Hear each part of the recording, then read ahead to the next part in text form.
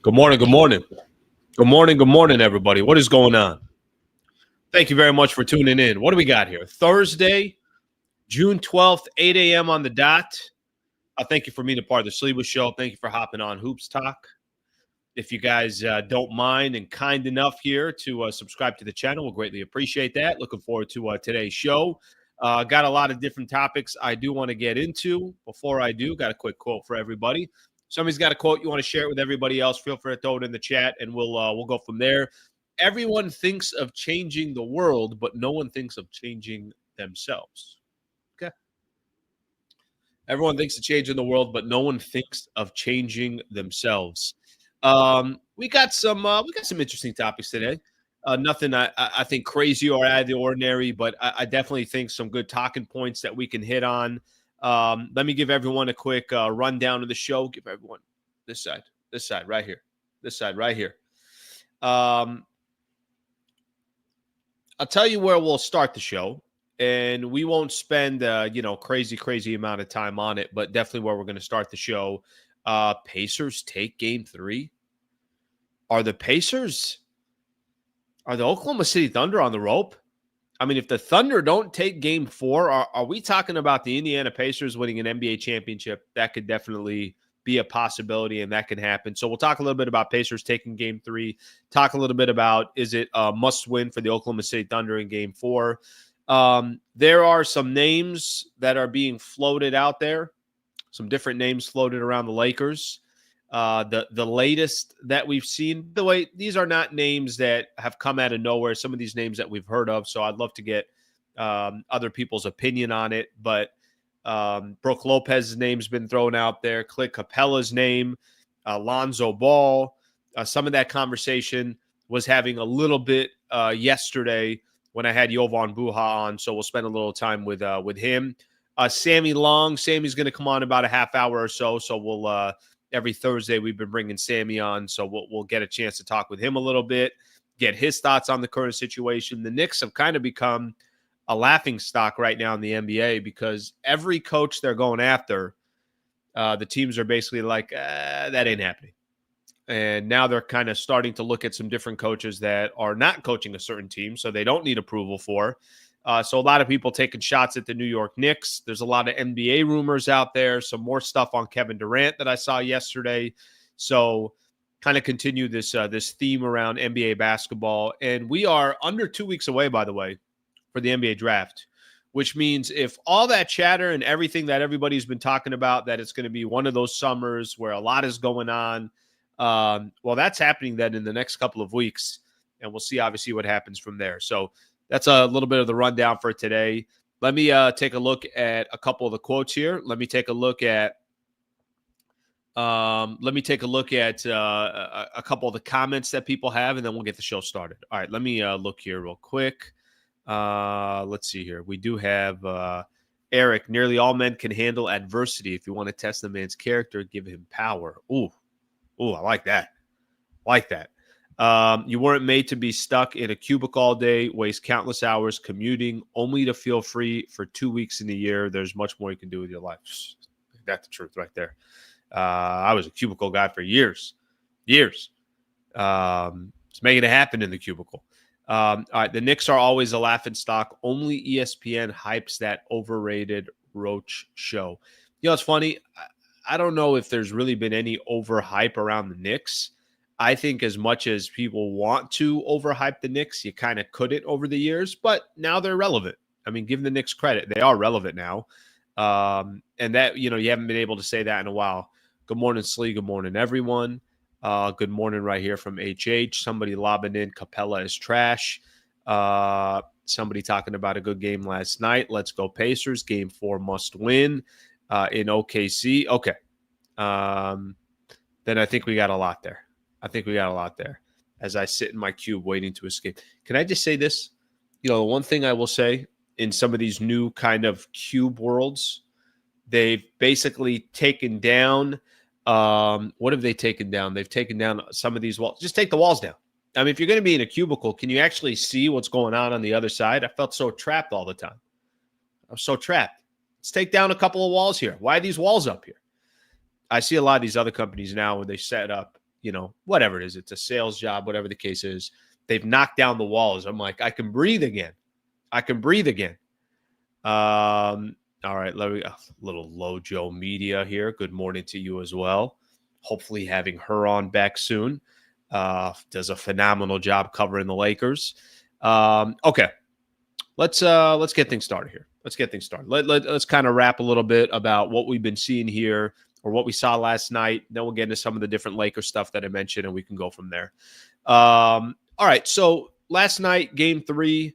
I get it. Some people are all about it. Some people are loving the NBA Finals. Other people are not. That's fine. I don't really care. I'm just. I've said this before. I'll say it again.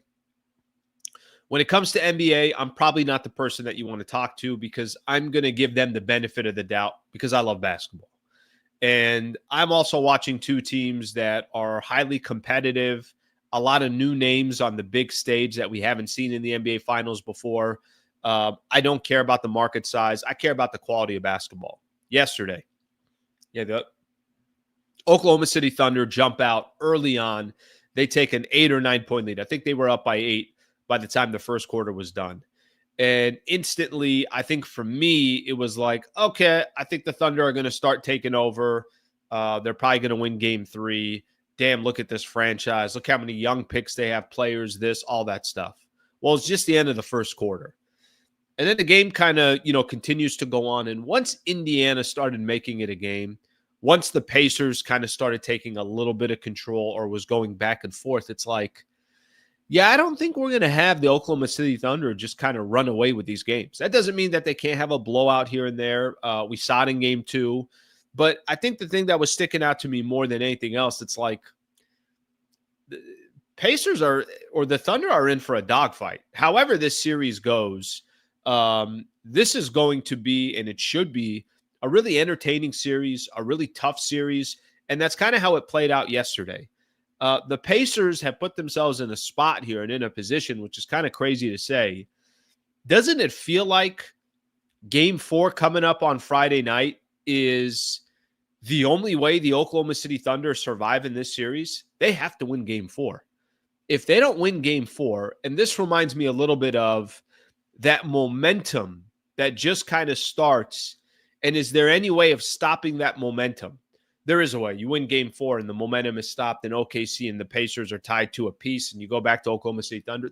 I'm not telling you that the OKC Thunder are out, but what I'm telling you is, doesn't it feel that the Thunder have to win tomorrow?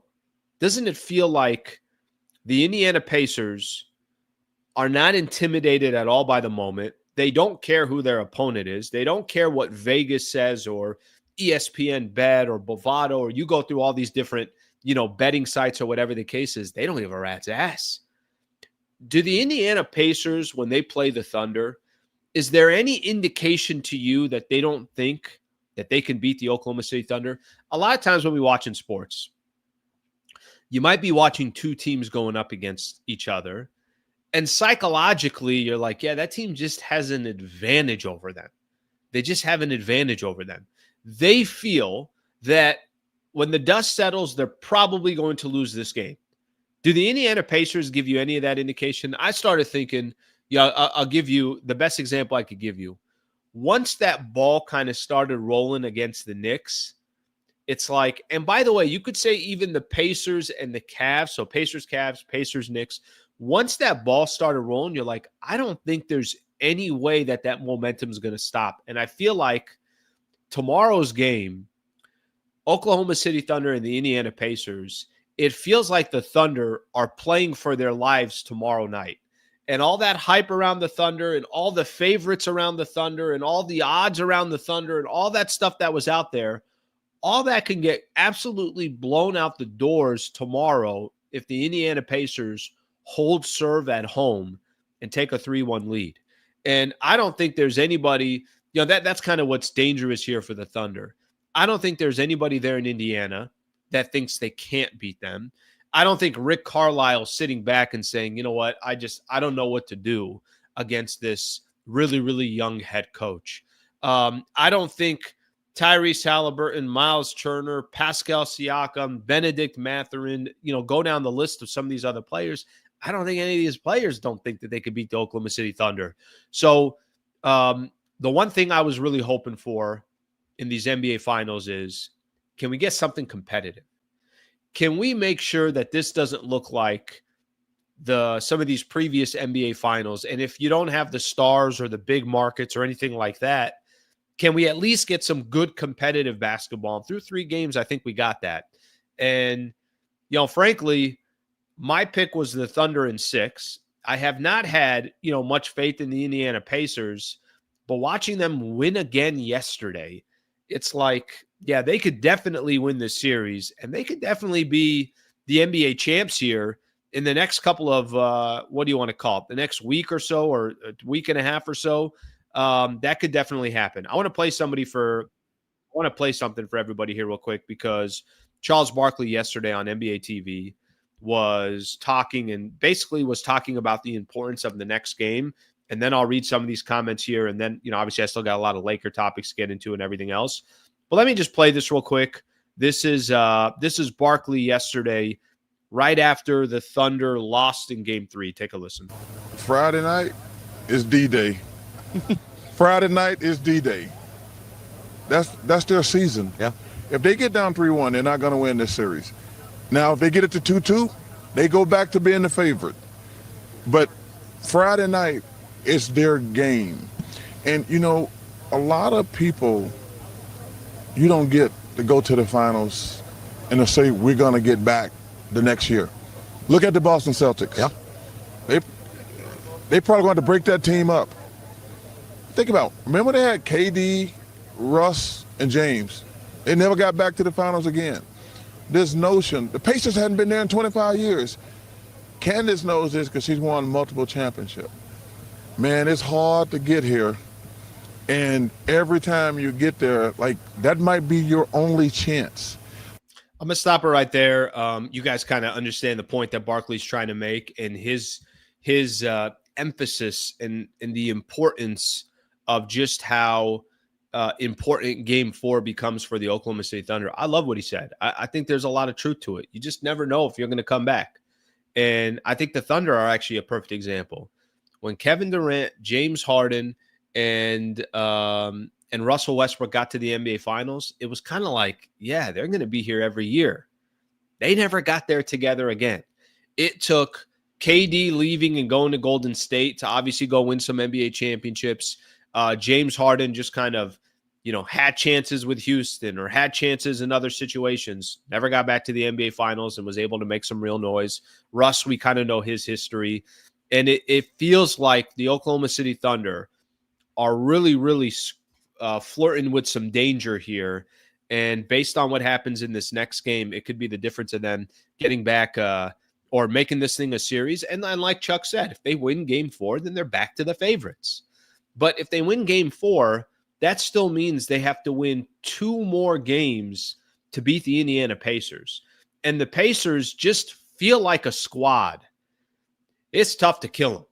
It's tough to bury the Indiana Pacers. And who would have thought? Imagine if I said a month and a half ago, hey, watch out for the Indiana Pacers, because that's going to be a team that's going to be a really tough out in the playoffs. Took out the Bucks, took out the Cavs, took out the Knicks, and now are 2 games away from winning an NBA championship against the Oklahoma City Thunder. Okay, let me look at a few comments here. Eric just put this one up here. Part of one of the topics I was going to get to as well was seeing kind of the blueprint of winning a championship in 2025. By the way, and I think this is going to be the case for both teams. What's that blueprint? What are you seeing from the Indiana Pacers and the Oklahoma City Thunder? And if you try to tie it back to the Los Angeles Lakers, I think there's a couple of ways to look at it. I mean, my first knee-jerk reaction is you got to have depth. You got to have 6, 7 guys ready to go and that are obviously contributing on a night-in, night-out basis. And then you still got to have your top-level stars that are doing what they're supposed to do. But you're not guaranteed, because Shai Gilgeous-Alexander coming into yesterday's game was averaging, what was it? I think I was saying he was averaging 36, 5, 5, and 3.5 steals. Just because you have one dominant player, it doesn't guarantee that you're going to, be up 2 games to none. I think look at the Pacers. Tyrese Halliburton, Pascal Siakam, they were average in the first 2 games. But you go look at what all the other players are doing around them. Yesterday was Benedict Mathurin that drops you 27, or TJ McConnell, what he was doing, or Neesmith's had some moments, Miles Turner, Obi Toppin. It takes 6, 7 guys if you want to win an NBA championship. It takes multiple guys. And, that's going to be the question mark for the Lakers. I mean, hell, JJ Redick, you saw past the first 5 guys. He had no confidence in the rest of his bench and the rest of his team. Now that's up to Rob Pelinka and the rest of the team to obviously to do everything they possibly can to put together a squad that is more competitive. That's going to be interesting to see how obviously that all how that comes to fruition. New odds of Pacers winning championship. I would you want to see what the odds would. It took Richard Jefferson 13 years to get back to the NBA Finals. That's right. Got there, I think. We get there with the Nets? I can't remember off the top of my head. All right, let me see another one here. Give McConnell his due. He kickstarted the Pacers' comeback in second quarter. You don't want a TJ McConnell type of player on your team? Yeah, I'm with you on that one. Jason, you're backtracking sleep. No backtracking. I picked Oklahoma City Thunder in 6. If I'm off on it, I'm off on it. You know what's kind of funny about that? What's funny about that to me is a lot of people actually, I thought I was doing Indiana a favor by saying Thunder in 6. A lot of people had it in less games, or they just really didn't think it was going to be serious. I'm like, no, I think Indiana can hang with them, but I did not think the Pacers were going to win 4. Now they're halfway there, so nobody's saying that, obviously nobody's saying that this thing is over, but for the first time, you're looking at the Oklahoma City Thunder, and I'm like, they're in trouble. They are legitimately in trouble. Can they come back and win this series? Of course they can. Are they wildly talented? Sure. So are the Pacers. And Pacers are just not a team that you feel like right now are just going to go away. Final shows how important a good bench is. Pacers win because they trust their bench. Lakers lose because they trust Austin for 45 minutes and still can't get points and can't even defend. I love how everybody wants to blame it on Austin Reeves. Not the type of schedule that they have. Oh, I'm sorry, the type of roster that they had. There's a lot of different things to look at, but people like to just say that it was on Austin Reeves.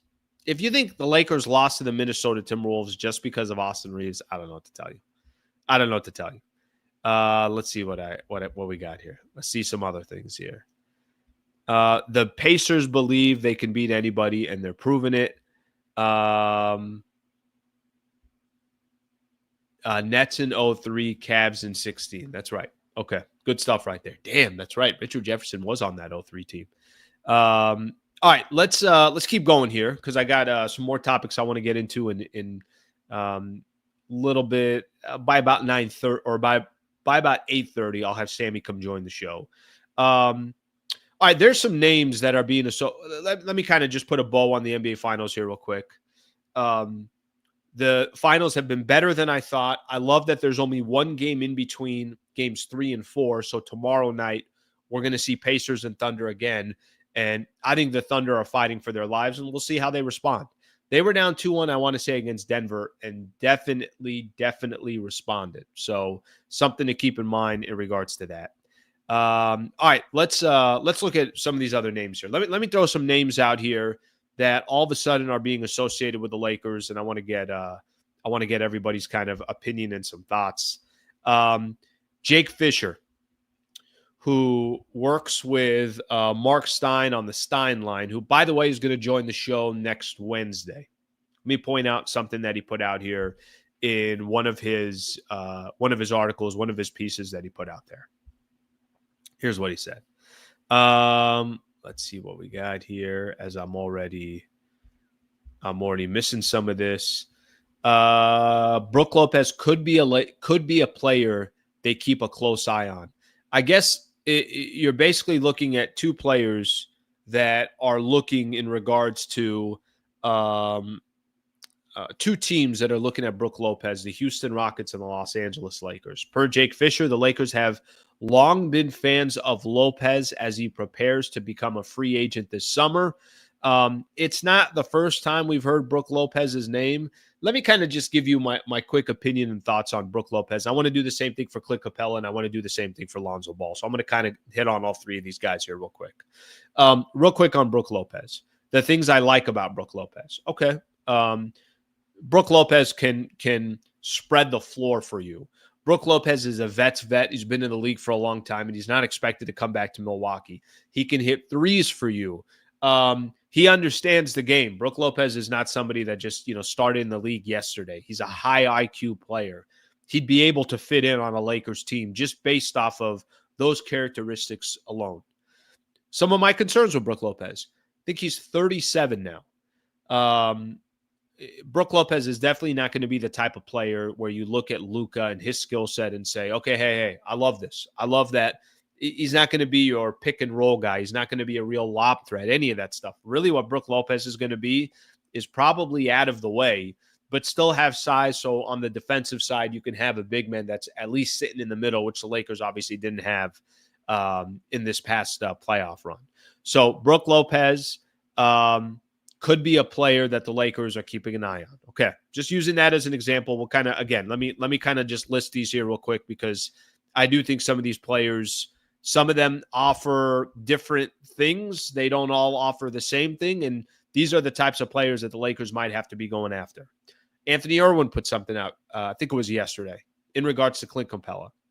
League sources anticipate yet another tough market for free agents this summer, but it's not so dry that Steven Adams will be available to the Lakers, let alone Miles Turner or Naz Reid, even though I think we all agree Miles Turner and Naz Reid are not coming to the Lakers. Clint Capela is considered within reach at $5.7 million, and as such is expected to sit pretty high on the Lakers' target board. If I had to make, by the way, Clint Capela, 31 years old, so a lot younger, is more accustomed to being that player that is a pick and roll guy, a little bit more of a lob threat. Obviously, he's not going to be the same player that he was before. I think there's a ton of value in Clint Capela at that $5.7 million veterans minimum, or I forget the exact term of it. I think there's a lot of value in that $5.7 million. I do. I do think that some of the options that the Lakers have, and by the way, if you got a Clint Capela at the 5.7, now you're still trying to go get maybe a guy like Jackson Hayes to just be a backup center, and that's all you're really looking for. It's just, can you get size? Can you try to put together a few of these pieces that you didn't have during the regular season and clearly didn't have in the playoffs once you traded for Anthony Davis? But Clint Capela is another name that's being thrown out there as a potential high on the Lakers list. Guys, these are the type of players that the Lakers are probably going to be associated with. The only other way, by the way, I still think, even if they're going to go out there and make a trade, if you can use that 5.7 on a Clint Capela, I'm okay with that. Even if you go out there and decide, no, we're going to go out and make the type of trade that we think we need because there is a big man available. I'm going to use an example, Mark Williams type of player. I still think there's a lot of value in Clint Capela at 5.7. Now, if you went and traded for a big man, are you using your 5.7 on Clint Capela, or are you trying to use that somewhere else? They're probably going to try to look somewhere else if they can fill that void. But I think there's value at 5.7, and that's just the best thing that I could say. I think that there's value in Clint Capela of what he brings to the table in regards to that. And I think he's probably as close of a player as you're going to get to the type of player Luka plays well with, even though he's 31, even though he's no longer in his prime, even though he's not the same player as he was in the past. But if you're getting it at that value, I think there's value there. So let me stop at those two players before I get to Lonzo, only because I'm curious to see, what people think in regards to that. I think this is where I lean with as well in regards to, if I had to pick between these two players, hypothetically as an example, I'd rather target Clint Capela than Brook Lopez personally. I think the idea, and again, these are short-term fixes. There's nothing here that I'm talking about. This is not, one of those, Lakers are set if they get this guy. They're going to need to address the center position for long term. And whether that's in this summer or that's next summer or whatever the case is, that's going to be something that they're going to have to address. I don't think they're going to be able to address it long term now, unless they go out there and make some type of a trade that includes some of the assets that they have and some of these expiring contracts. And if they're able to do so, awesome. If they're able to, I'm just using as an example some of the names that we've heard out there before. If they were able to get Jared Allen, or they were able to get Daniel Gafford, or they were able to get Nick Claxton, and they did it off of a trade, and it was expiring contracts, and it was picks, and it was Dalton Connect, okay, awesome. Then they should go do that.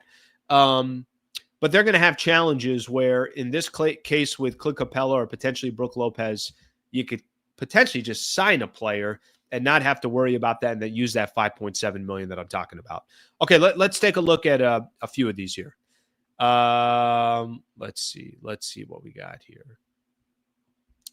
Let me see what we got here. I want Claxton or Kessler. We were talking yesterday, and me and Jovan, and what Jovan kind of kept going back to is the asking price for the Utah Jazz for Walker Kessler. The Lakers just don't have the assets to go get him. Even if they thought, hey, we want him, that's the guy that we want. There's our rim protector. There's our lob threat. There's our defender. He's at the right age. They don't have the assets to go get him. So if Walker Kessler gets traded, he's probably going to get traded somewhere where a team just had more assets and the Lakers didn't have it. This is not going to be, I think, one of those things where, Rob Pelinka got worried at the end. Oh my God, I'm giving up too many assets. I don't think that. I think it's actually going to come down to they just don't have the assets to go make it happen. Rick Carlisle is a very underrated coach. Rick Carlisle. I say this. I was talking about this yesterday. I did a little post-game show action yesterday. I'll say this about Rick Carlisle. He was the head coach of a team that's never won an NBA championship in franchise history with the Dallas Mavericks. He may do it again. Indiana has never won an NBA championship. They've got to the NBA Finals. We obviously remember that back in 2000. That's the only time they've been to the NBA Finals. Can you imagine if this guy has under his resume 2 NBA championships with 2 different teams? It does not get any more impressive than that. And he's kind of on the verge of potentially doing that. It's still a long way to go in the series, but still wildly successful with what he's done so far. All right, shout out Brad Wallace and the Wallace firm. Shout out to our partner here. Quick story here that I'm going to give to everybody. There was a case about a month and a half ago. Brad Wallace and his team had been working on. Yes, they are injury attorneys. If you've been in a serious injury or a wrongful death case, you're not really sure what to do. You really want a professional's help. Go to this website, wallacewins.com/Sliwa, and click on that link and fill out a free consultation. Let them just kind of guide you a little bit. You don't have to use them, but you do get a free consultation, and let them see if they could potentially help you. There was a case about a month and a half ago. Brad and his team had been handling their for a client of theirs against Home Depot. Home Depot didn't settle. Brad did exactly what he said he was going to do. It's actually kind of funny. Him and I were talking about it on a podcast, and then a couple of weeks later, what happens? He has his closing arguments at the Van Nuys Courthouse in LA County. Jury delivered a $4.6 million verdict on behalf of the Wallace firm's client and found Home Depot responsible for nearly $3 million of that amount. Why I kind of bring this up, number one, I want to have personal examples here. I have a personal relationship with Brad Wallace. If you need me to make a personal introduction, I'm happy to do so. I hope you never need an injury attorney, but if you do, let him and his team at least consult you and try to help you and at least point you in the right direction. wallacewins.com/Sliwa, wallacewins.com/Sliwa. Okay, let's keep going here. I'm going to read some more of these comments as we go. Let's get a couple more in here. Shouldn't the Lakers look to get younger? Yeah, that's been that's been a real conversation in the past where I've said, can you do both? Can you accomplish two things? Can you try to contend right now? And can you also build for the future at the same time? I don't know how they're going to do that. And if Ron Paleka has a, strategy for that, I'm all ears. Maybe his strategy was going to look very similar to what he was trying to do at the trade deadline. He traded for Luka, obviously got younger, and then tried trading for Mark Williams. And then they decided, okay, you know what? We can't do this. So they took a step back and they didn't do it. That's probably the best way of doing it. And we'll see if he has a similar strategy this summer. A lot of the names that I've been looking at, obviously it doesn't feel like they're trying to get younger. It more looks that they're just trying to fill out a roster that sort of makes sense, even though it doesn't completely make sense. And then you're hoping and praying that LeBron's healthy, Luka's in the best shape, Austin Reeves is improving. There's obviously a lot of other things that you're hoping for. All right, let's see what we got here. When Pacers beat the Knicks in game 1 on that Halliburton shot buzzer, the ball hit the back of the rim, went straight up, 8 feet. That's team of destiny type of stuff. Pacers in 7. Yeah, I had a lot of people telling me, and I've tried giving credit, had a lot of people telling me about watch out for the Pacers, watch out for the Pacers. I didn't believe it. And, seeing what they're doing right now, they certainly have not finished the job. But we'll see how, it obviously all pans out. But they're in a phenomenal spot. And like we were saying earlier, if hypothetically they end up winning game 4, I agree with Chuck. I don't think they're coming back. So as simple as that. All right, let me welcome in our guest every Thursday here on the show. Get this here going. Sammy Long. Alan Sliwa. What's up, brother? What's up, dude? How you doing? I'm good, man. How about you? I pulled a Sliwa. I sprained my ankle in a men's league game 2 days ago. I was playing with such tenacity. Is that a? You've heard me talk about spraining my ankle like 48 times.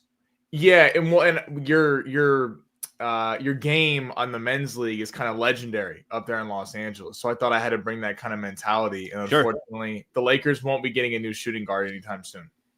Okay, a couple things here on the pickup basketball. How did you sprain your ankle? Where were you on the court?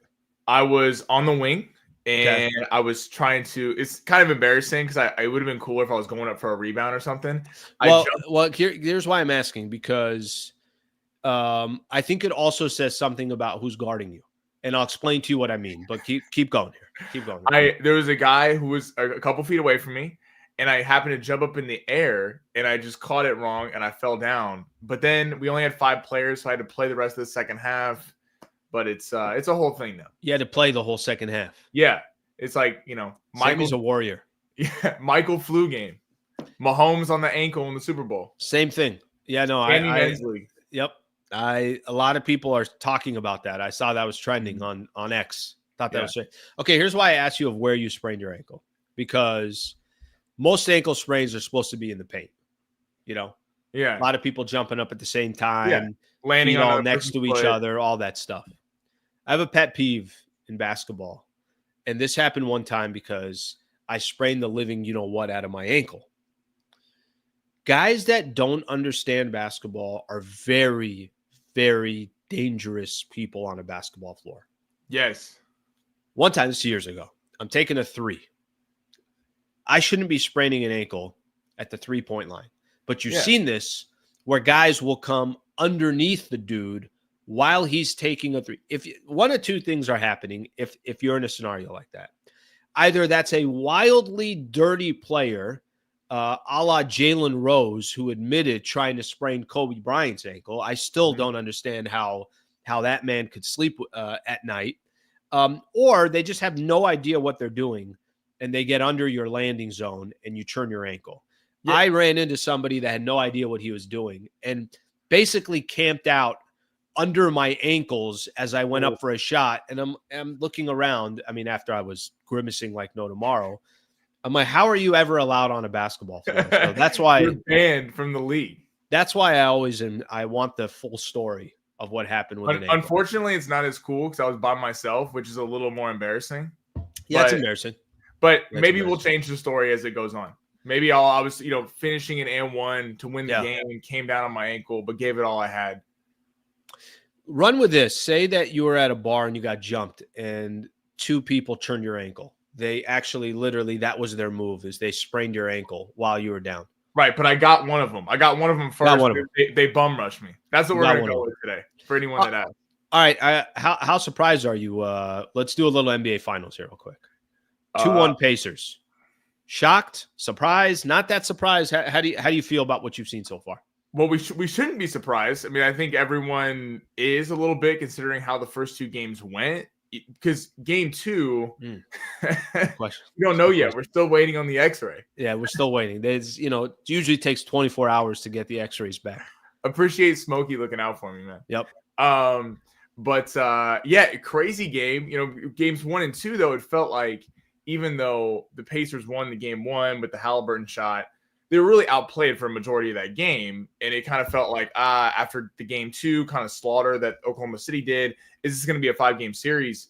And it's kind of impressive how, the Thunder turned the ball over a ton. Shea had a career high in the playoffs with 6 turnovers. But the bench of the Pacers we've been talking about, Benedict Mathurin with the 27 points. How smooth was Mathurin for the 27? He's so good. Oh, my gosh. It looks so natural. And people forget this dude is like, was the 6th overall pick out of Arizona? I think they said 6. Yeah. So, I mean, this is a guy who has all the talent in the world, but because of this kind of a log jam at the guard spot for the Pacers, hasn't really gotten his due. Really impressive by the Pacers. I'm just excited that now it's the legit series, because I heard you earlier. I mean, if the Pacers win game 4, I don't know that Oklahoma City has the experience to go win 3 games in a row. I feel like kind of that starts getting, into your head. Now you're questioning, and everybody's just been telling you you're heavy favorites and you're supposed to kind of cruise through this series. And this is you're more of a betting guy. Give me in terms of, I don't know, give me how big of because I've listened to it, but I don't know if I fully understand it. How big of an underdog were the Pacers coming in? They started at plus 550. So for people who don't gamble, if you bet $100, you'd win $550 plus your 100 back. So heavy dogs. Almost, it got bet to close to 5-1. There was some late money that came in on the Pacers. But if I'm given, is that as wide of an underdog as you can really be? Like, in terms of basketball, that's kind of as wide as it gets, especially for an NBA Finals. I mean, you would expect that more of a 1 playing an 8 seed, where you're 7-1 favorite in the first round, not in 2 teams that made the NBA Finals. And it's kind of insane that Vegas disrespected the Pacers like that, considering it's not like they got through a bunch of injured teams. I mean, they took down Milwaukee as underdogs. They took down Cleveland as underdogs going into the series, and then the Knicks as underdogs going into the series. If they were to win this series, we're talking about an all-time finals run. I mean, what team has ever been underdogs in all 4 series they played and then it ended up in winning a championship? That would be extremely impressive. Yeah, I thought last night, it's funny, as the game was going on, I'm almost trying to convince myself. There's moments, there's moments. Chet comes out. I think he has 13 in the first quarter. They take a 8-point lead at the end of the first quarter. And it's like, oh, yeah, they're going to do their thing. But as you keep watching the game, I'm like, it's not like the Pacers don't have talent. It's not like they don't have a championship coach. It's not like, and I think what you said is a good point. We've watched it all playoffs, so it shouldn't be a surprise.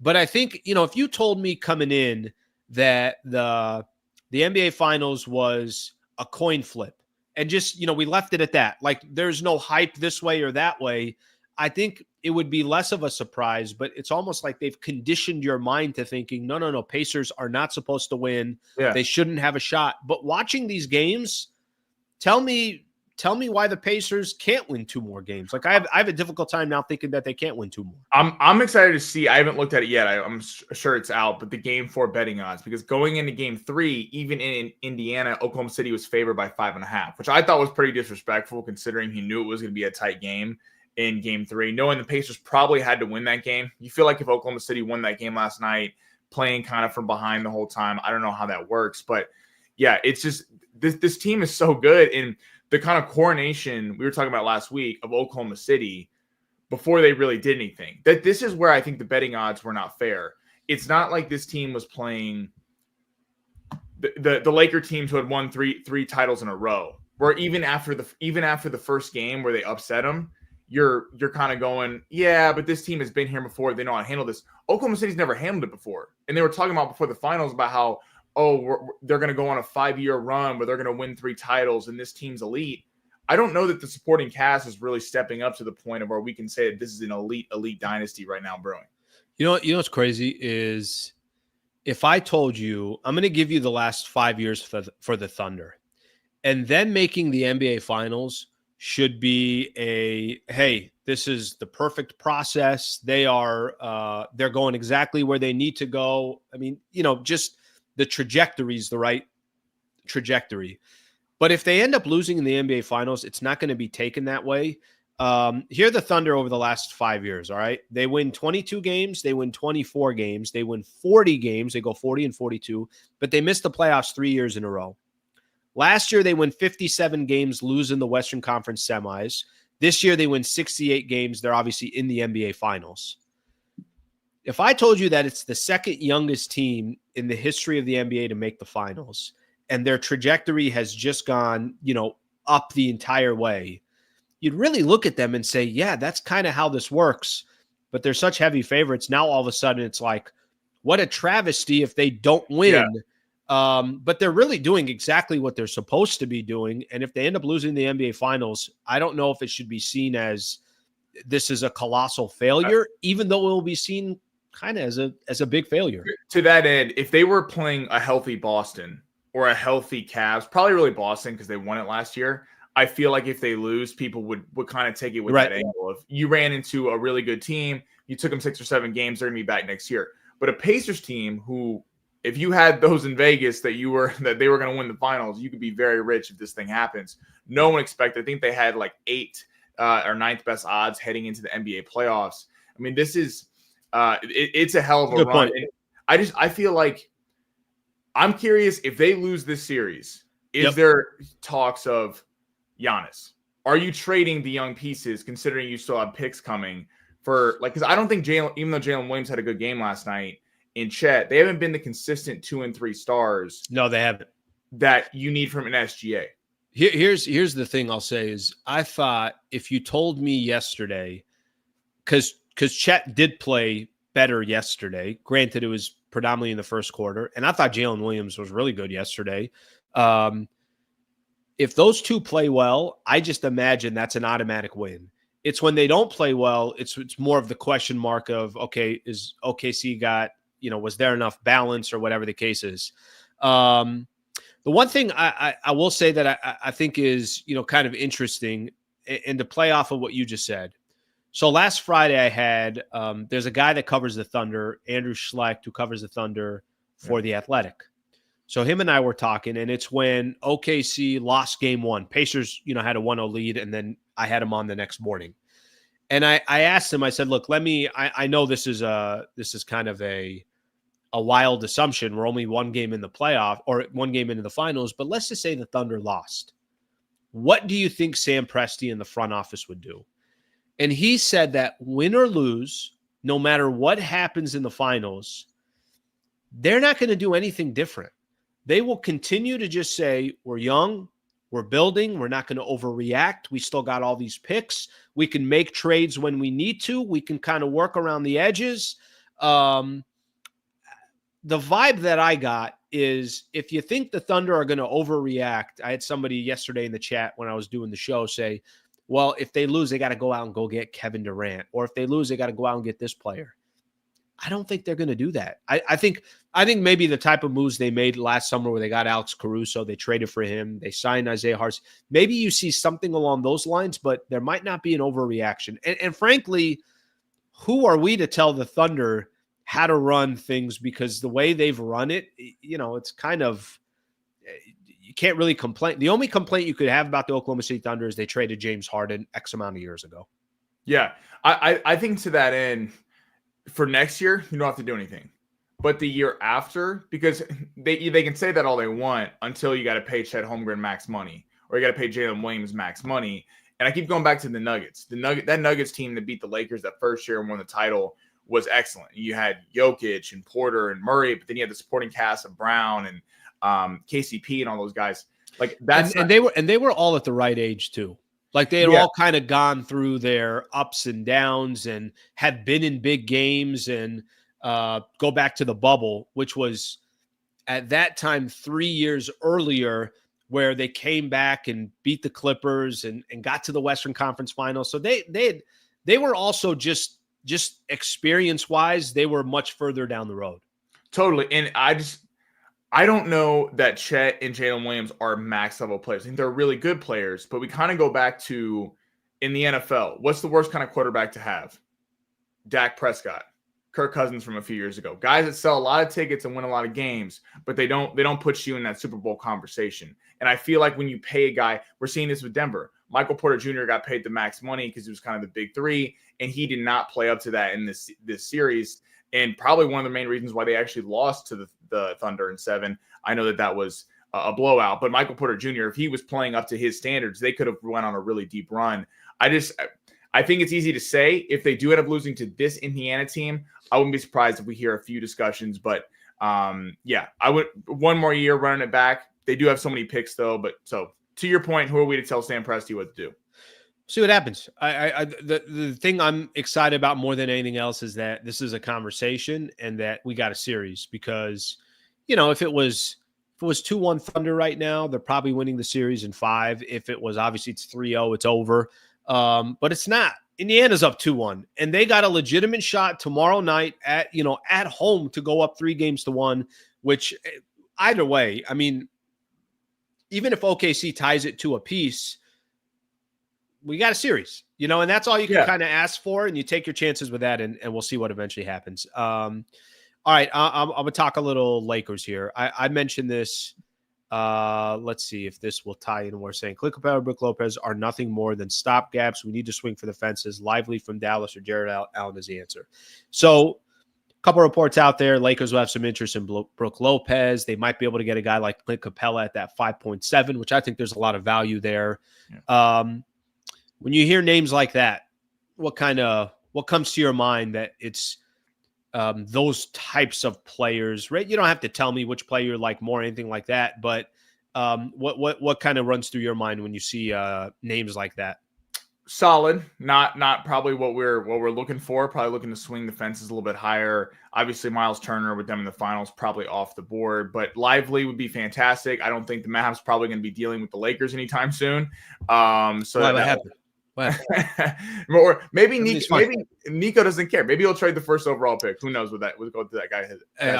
I will tell you, whatever they were thinking before, the fact that they got and will draft Cooper Flagg, the taste has got to be a lot, different than it was 6 months ago or so. Oh yeah. But imagine if you had, I got to argue with someone about this. Imagine if you had paired Luka and Cooper Flagg. Not two older injury prone players, but that's a story for another day.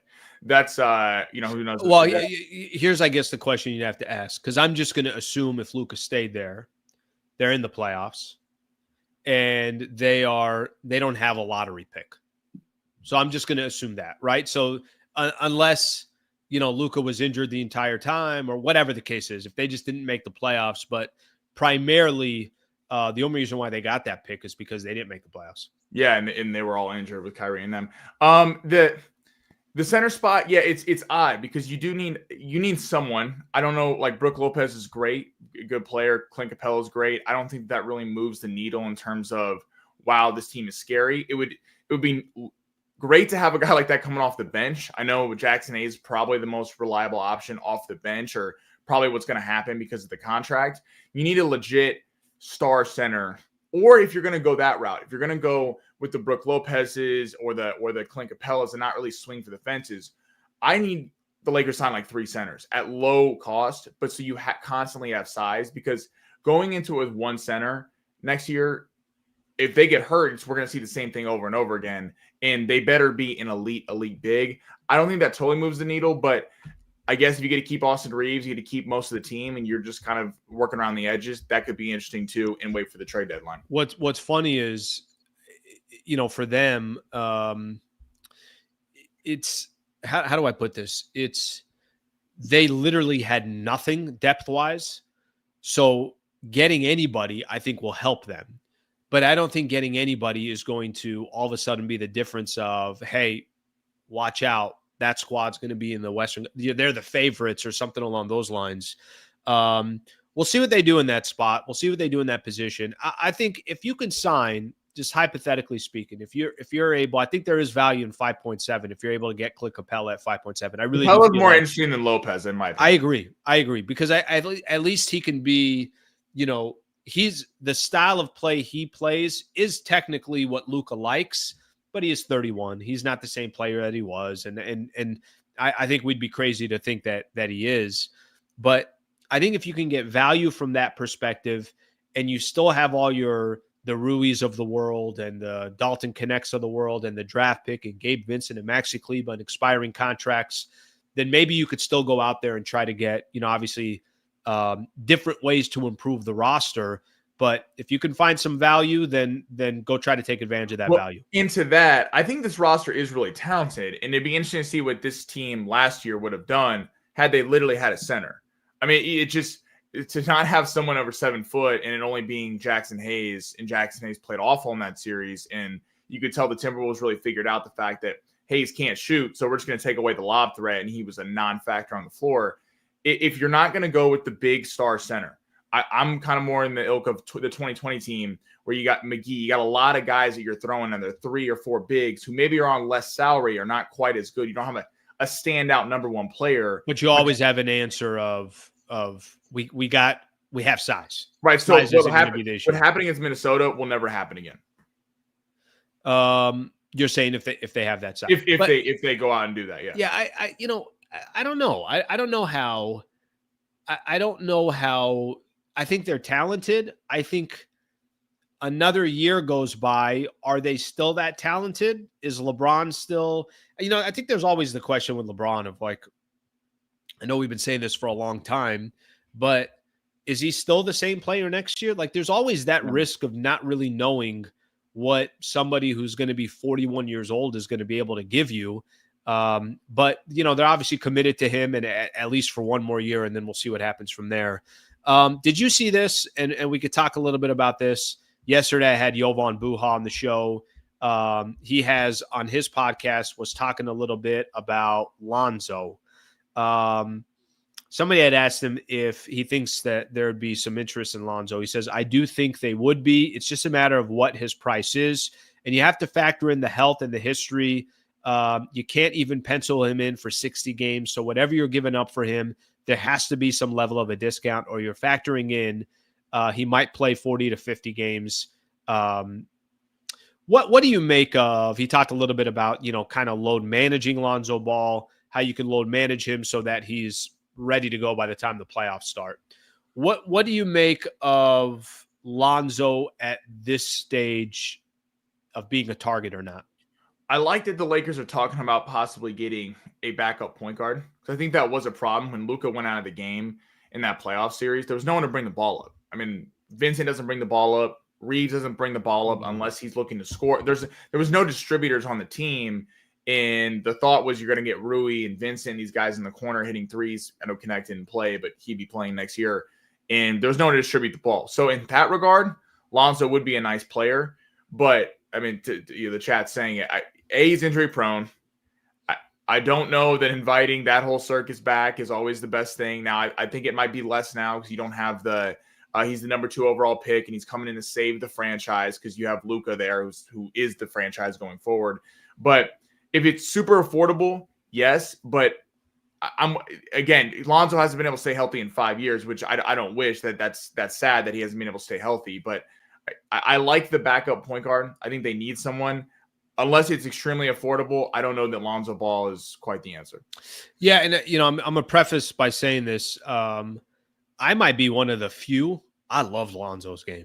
Loved it. I loved Lonzo's, hey, I just want to play defense and distribute, which how many players in the NBA usually have that kind of a mindset? It's like, no, I'm going to get mine. And that wasn't Lonzo. And I loved him at his core, that's the type of person that he was. But that was 3-4 years ago. That was 5 years ago. Not today.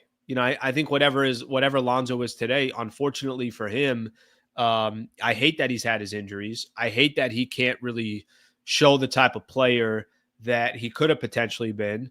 I think a lot of players like playing with Lonzo, but it's just, the days of Lonzo Ball, they're really done. And I hate to say that, but it's going to be really, really tough for him because of the injuries that he's had. I don't think the Lakers, he could be on a team where maybe he gets some opportunities and still can kind of start creating value for himself again. I just don't think the right place for him is to be in LA with the Lakers. And theoretically, if a guy who passes like Lonzo and play defense like Lonzo, that'd be great. But with all the injuries, the defense is taking a hit. I don't think he can be the same defender he was. And I mean, the Lakers need shooting. I think that they've addressed that in the last year with Connect, and there's a lot of players on this team that can shoot. But I don't know. I don't see Lonzo as a legit. If that's the big offseason move, it's going to be very sad. I don't think that will be. So are you excited here for the, do you feel like in a month we'll be sitting here and you and I will be having a conversation and we'll be talking about how the roster really looks like, hey, this looks like a very competitive roster. They addressed the needs that they did. Or do you think in a month we're sitting here kind of like, all right, well, we'll start off next year and we'll see what happens? I think we're going to be positive because it's easy to get doom and gloom. I was too after the Lakers losing the playoffs. It was a frustrating end of the season. You felt like the last month how they were playing that this team could really go far, but it was probably on all of us to know that a team that had that lack of size was really going to go that far. I thought they'd get past Minnesota, but to win an NBA championship, that just probably wasn't going to happen.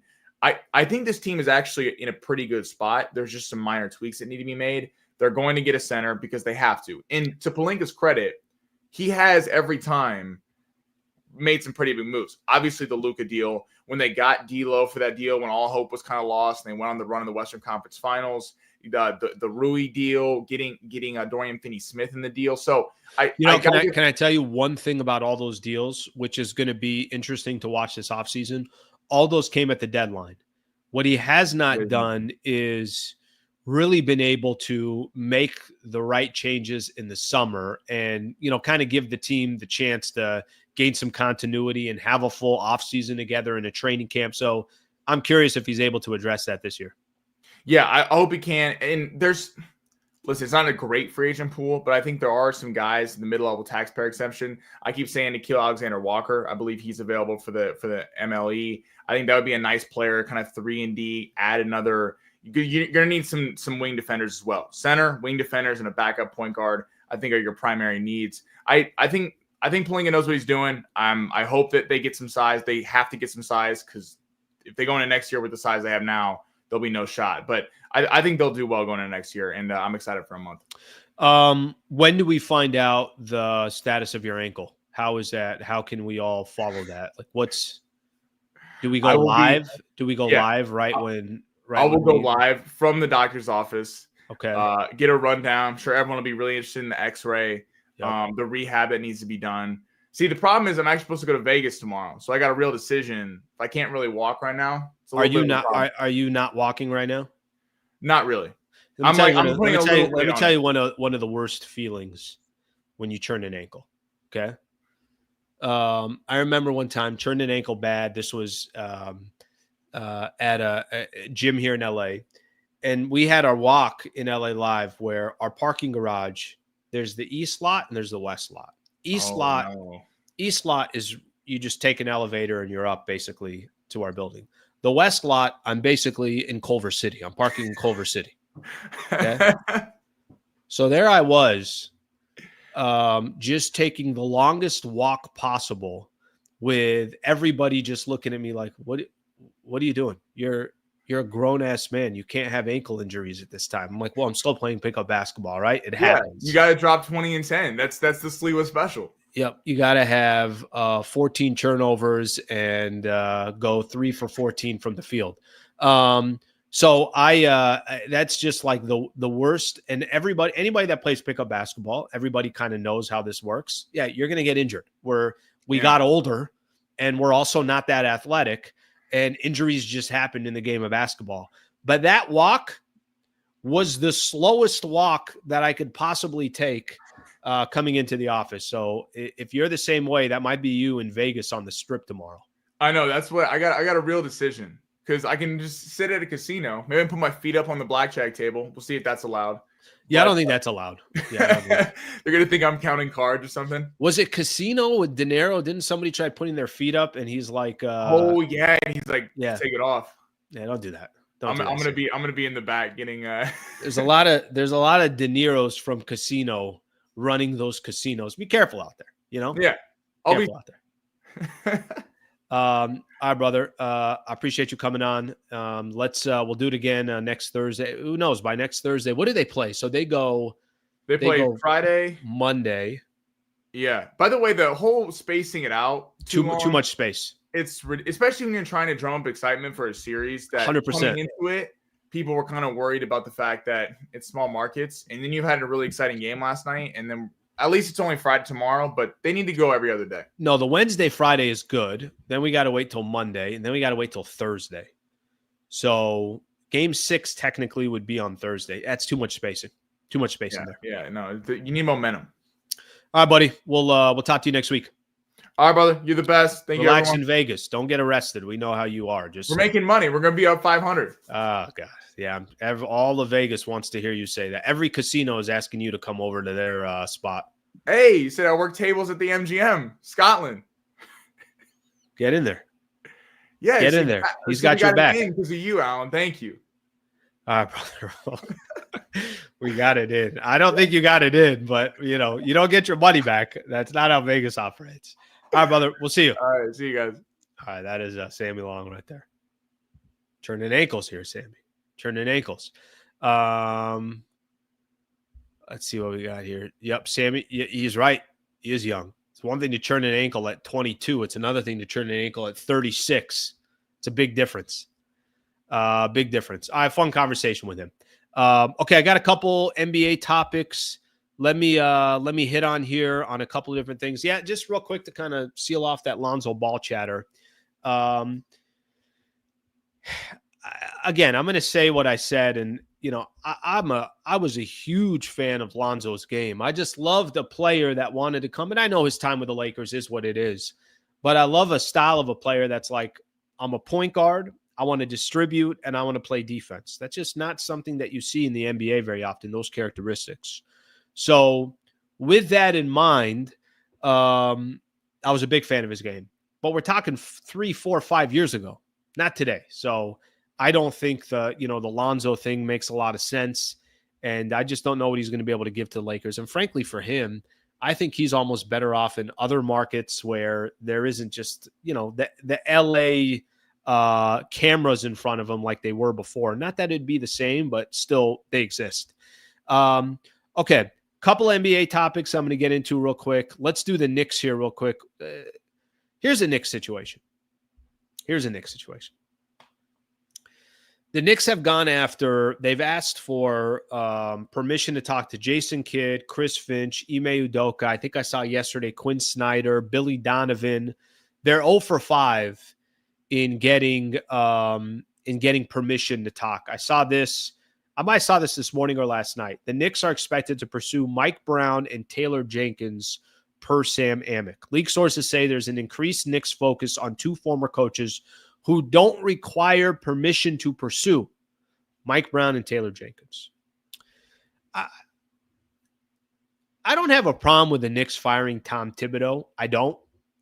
I think the problem with the Knicks now is they look wildly unorganized, and it looks like they didn't have a plan when they fired Tom Thibodeau.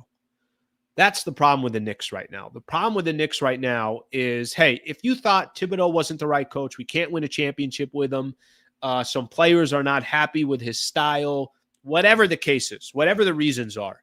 If the Knicks decided to fire Tom Thibodeau and they feel like they have legit reasons, okay, that's fine.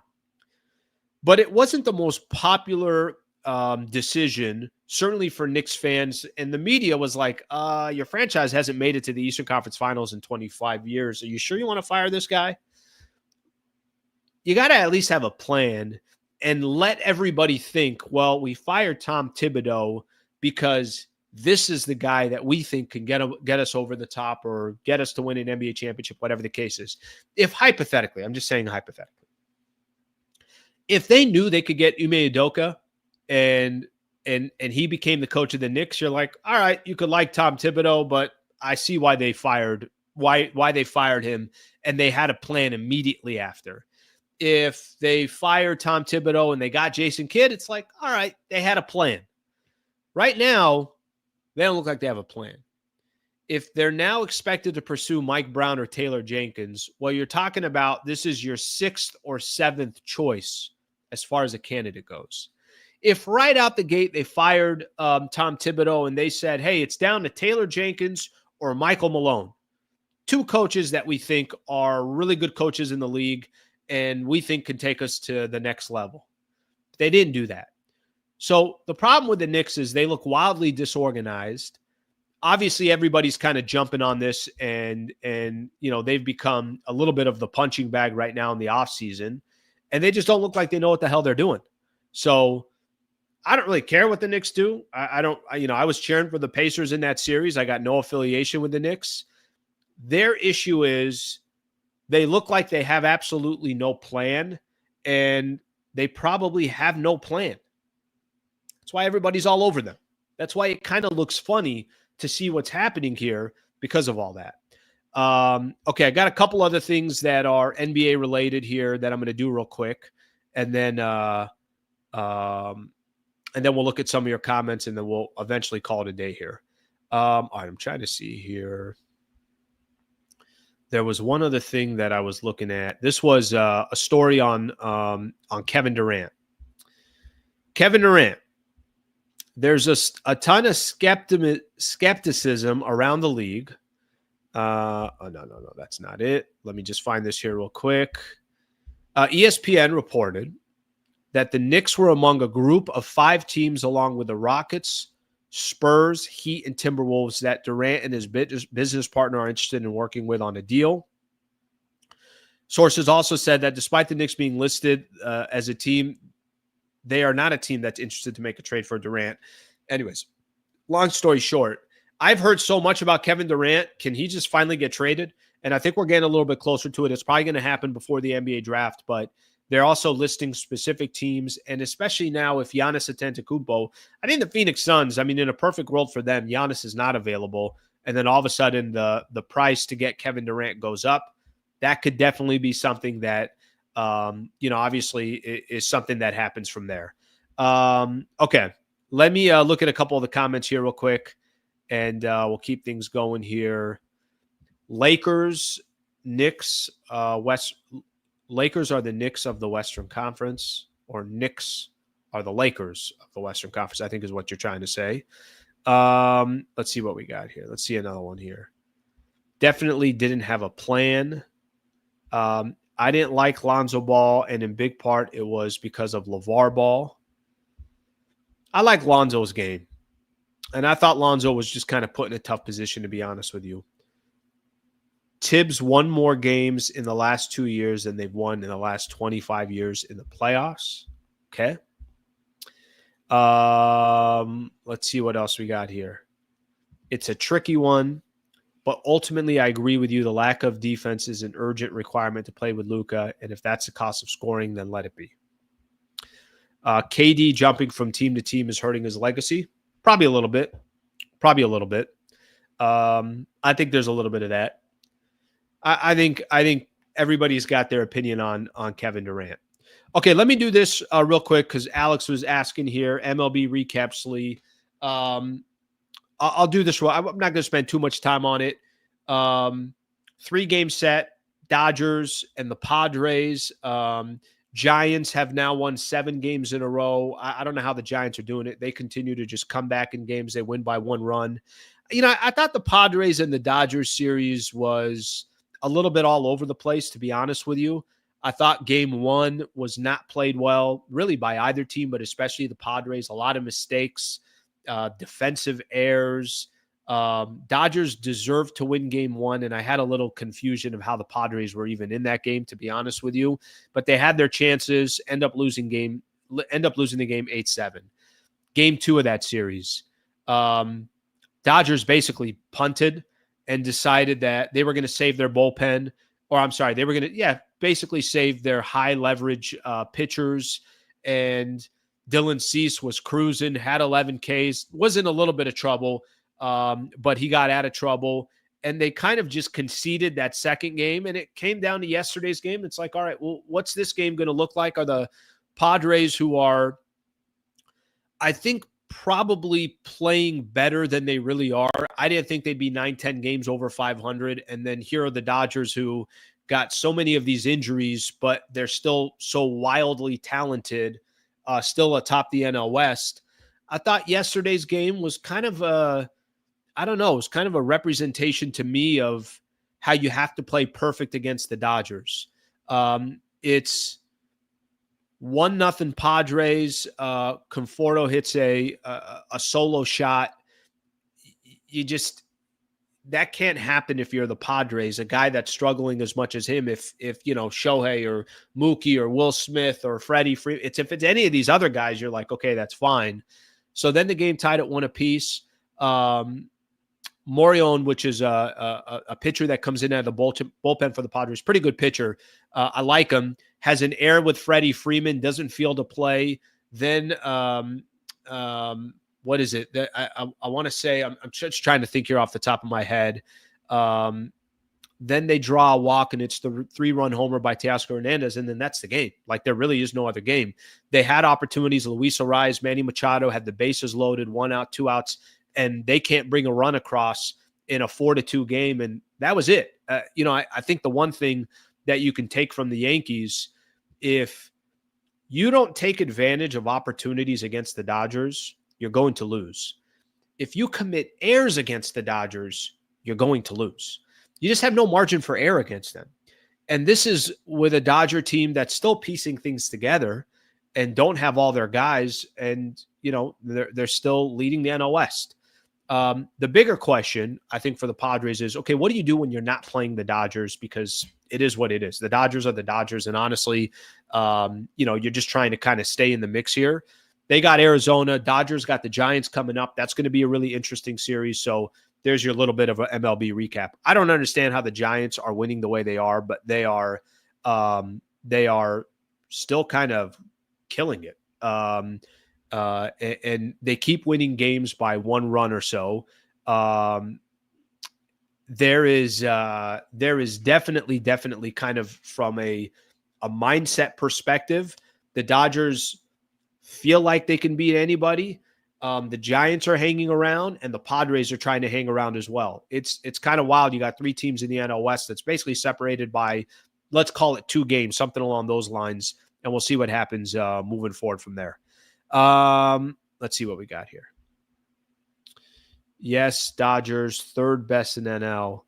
Yeah, I think, honestly, I think at the end of the day, and I'm not, and I'll be completely frankly, but I'm not watching Dodger games. So you guys are going to be more educated on the Dodgers than I am. I'm watching Padre games, but I am watching, of course, when the Dodgers are playing the Padres, it's kind of allows me to kind of educate myself a little bit on that team. They're missing so many players, and they're still atop of the division. That just shows you how many players they have and how kind of ridiculous their roster is. Now, I'll give the Padres a little bit of credit too. I mean, their ace is Michael King. He's been out. Yu Darvish hasn't pitched the game all season long. They got players that are obviously out as well. So it's not like every team is perfect and whole. So there's a little bit of a recap there in regards to a little bit of baseball right there. All right, everybody. I think we are done for the day. Giants are the surprise. No question about it. Really, technically, it's supposed to be the Diamondbacks. I thought if you told me before the season started, I would say Dodgers will win the division. Diamondbacks will be second. I thought I slotted Padres in third. They still got a lot of talent. And then fourth, I was going to put the Giants. And here we are. It's like, nope, the Giants and the Arizona Diamondbacks flipped. And I don't think Arizona's getting out of their mix. Didn't they just lose Burns for the year? Something along those lines. So they lost their ace. So we'll see what eventually happens from there. I'm back on tomorrow morning at 8 a.m. I appreciate you guys hanging out. Thank you for being a part of the show. Shout out to Sammy Long for being a part of the show. Shout out to Brad Wallace and the Wallace firm for being a part of the show. So thank you to them as well. And I will see you guys tomorrow morning at 8 a.m. Thank you, everybody. Hope you guys have a great rest of your day.